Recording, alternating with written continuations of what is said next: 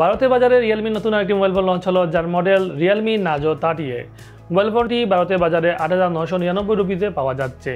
এই মোবাইল ফোনটি খুব শীঘ্রই বাংলাদেশে আসতে যাচ্ছে, এবং যদি বাংলাদেশে আসে তাহলে কবে আসবে, কত টাকা দাম পড়বে, কী কী ফিচার থাকবে, এবং বাংলাদেশে আসার পরে মোবাইল ফোনটি আমাদের কেনা উচিত হবে কিনা, এই বিষয়ে যাবতীয় প্রশ্নের উত্তর পেয়ে যাবেন আজকের এই পর্বে। তাহলে চলুন ভিডিও শুরু করি। প্রথমে জেনে নিব ফোনটির ডিজাইন সম্পর্কে। ডিজাইন তেমন নতুন না হলেও দেখতে অনেক চমৎকার লাগছে, সেই সাথে ক্যামেরা নিচের দিকে তাদের ব্র্যান্ডিংটা অনেক নতুনত্ব নিয়ে এসেছে। ফোনটি প্লাস্টিকের বিল্ড, ব্যাক সাইডে থাকছে ট্রিপল ক্যামেরা সেটআপ, তার পাশেই থাকছে ফিঙ্গারপ্রিন্ট সেন্সর।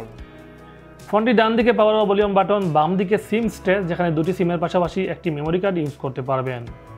উপরের দিকে কিছুই নেই, নিচের দিকে charging port, headphone jack, microphone ও লাউড স্পিকার। ফোনটির ওজন 207 গ্রাম, হাতে নিলে একটু ভারী মনে হবে কারণ এতে থাকছে বড় একটি ব্যাটারি। এটি দুটি কালারে পাওয়া যাবে, লেজার ব্ল্যাক এবং লেজার ব্লু। ফোনটিতে থাকছে 6.5 ইঞ্চির mini drop full screen HD+ display, যার PPI density 269, brightness 570 nits. Display নিয়ে যদি বলি তাহলে বাজেটে একেবারে পারফেক্ট সেটআপ। বিশেষ করে সানলাইটের ব্রাইটনেস নিয়ে চিন্তিত হতে হবে না, সরাসরি সূর্যের আলোতেও ভালো ব্রাইটনেস পেয়ে যাবেন। আর যেহেতু HD+ রেজলিউশন, সেহেতু কিছুটা সামনে সে গাড়িতে চোখে পড়বে, তবে বাজেট বিবেচনা করলে এটা বড় কোনো ইস্যু নয়।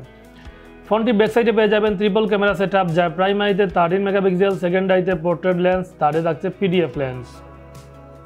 ফ্রন্টে থাকবে 8 মেগাপিক্সেলের সেলফি ক্যামেরা। ক্যামেরা সম্পর্কে যদি বলি তাহলে ক্যামেরা সেটআপ দিয়ে আহামরি কোনো পারফরমেন্স না পেলেও তবে মোটামুটি চালিয়ে নিতে পারবেন।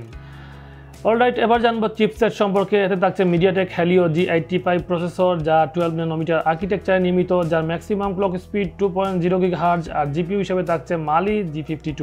তো চিপসেট সম্পর্কে যদি বলি তাহলে 464 ভেরিয়েন্টে প্রসেসর সেটআপ দিয়ে অনায়াসে যে কোনো ধরনের হেভি গেম খেলতে পারবেন, হোক সেটা PUBG অথবা কল অফ ডিউটি। তাই পরামর্শ থাকবে ফোনটি কিনলে অবশ্যই 464 ভেরিয়েন্ট কিনবেন।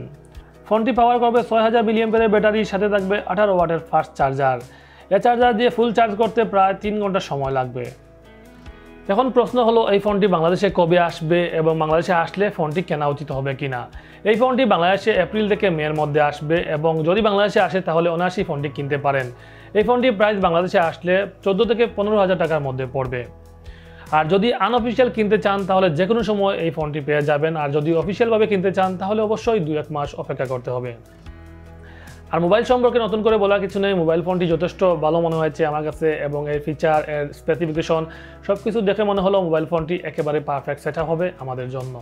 তো ভিউয়ার্স, বাংলাদেশে যদি এই ফোনটি আসে তাহলে হোক সেটা নর্মাল ইউজার অথবা হেভি ইউজার, দুই ধরনের ইউজাররা এই ফোনটি ইউজ করতে পারবেন, কোনো সমস্যা হবে না। তো এই ছিল আজকের এই ভিডিও। যদি ভিডিওটি ভালো লেগে থাকে তাহলে অবশ্যই চ্যানেলটি সাবস্ক্রাইব করবেন, লাইক কমেন্ট করে পাশে থাকবেন। ধন্যবাদ সবাইকে।